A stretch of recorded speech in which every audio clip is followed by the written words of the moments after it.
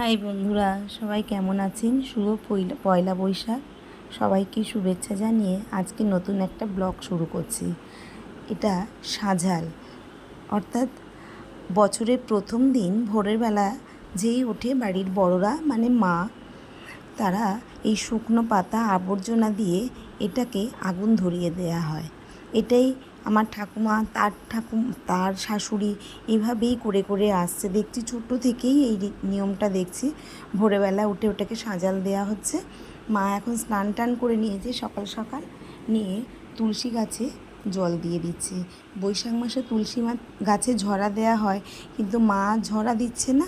মা প্রত্যেক দিন এই তুলসী গাছে জল দিয়ে স্নান টান করে জল দিয়ে নিয়ে দিন শুরু করেন। আর আমাদের তুলসী গাছে সবাই আমরা স্নান করে আমরা জল দিয়ে থাকি। দেখুন আমাদের তুলসী মচ্ছবটা কেমন জানাবেন।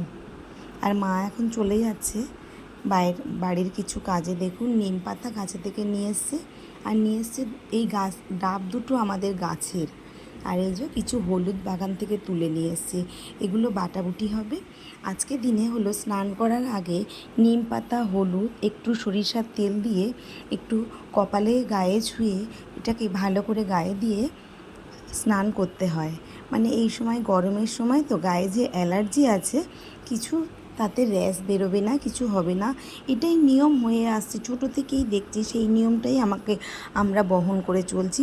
তবে নিয়মগুলো কিন্তু সুন্দর। বলুন, গরমের সময় নিম পাতা হলুদ মাখাটা ভীষণ ভালো, কিছু তো গুণাগুণ আছেই এটা।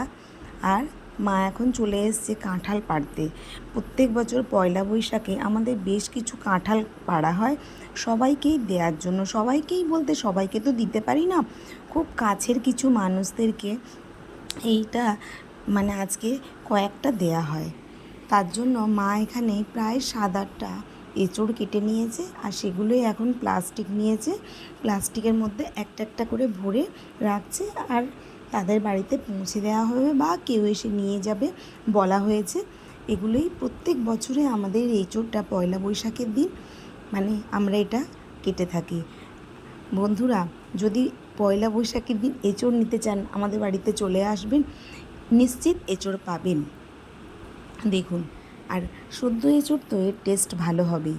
মা এখন এগুলোকে রেডি করে নিয়ে এবারে রান্নার কাছে চলে যাচ্ছে।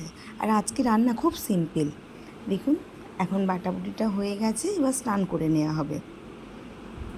দেখুন, একটুখানি কপালে প্রথমে ছোঁয়াতেই হবে সর্ষের তেল।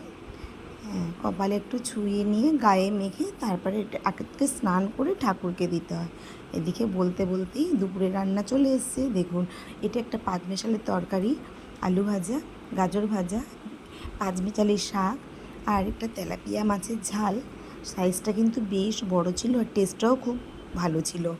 আর এটা হলো টক ডাল, আজকের আম ডাল বা আমের চাটনি খেতেই হবে। এটা একদম প্রত্যেক বাঙালি বাড়িতে আজকে হবেই এটা। আর এটা দিশি চালের ভাত। দিশি চাল বলতে এটা চ্যাটাতে শুকনো করা, আমাদের এক পরিচিত, তাদের কাছ থেকে এটা নিয়েছি। দেখুন আজকের খাওয়া দাওয়া কেমন হয়েছে জানাবেন। খুব সিম্পল, মানে একদম সাধারণ খাওয়া দাওয়া। এবার আজকে সোনু এসছে আর দিদি এসছে, আর ওরা দেখুন কত খাবার নিয়ে এসছে। দেখুন আজকে পয়লা বৈশাখে প্রচুর মিষ্টি এনেছে। মানে আজকে বছরের প্রথম দিনটা মিষ্টি খেয়ে মিষ্টিভাবে কাটালাম, তাই আশা করি সারা বছরই মিষ্টিভাবে কাটবে। ভিডিওটা কেমন লেগেছে অবশ্যই জানাবেন। যদি ভালো লেগে থাকে তাহলে অবশ্যই আমাকে লাইক, কমেন্ট, শেয়ার করবেন। আর চ্যানেলটি নতুন কেউ দেখে থাকলে সাবস্ক্রাইব করে আমার সাথে থাকবেন। সবাই ভালো থাকবেন, সুস্থ থাকবেন, সাবধানে থাকবেন। পরের দিন নতুন কোনো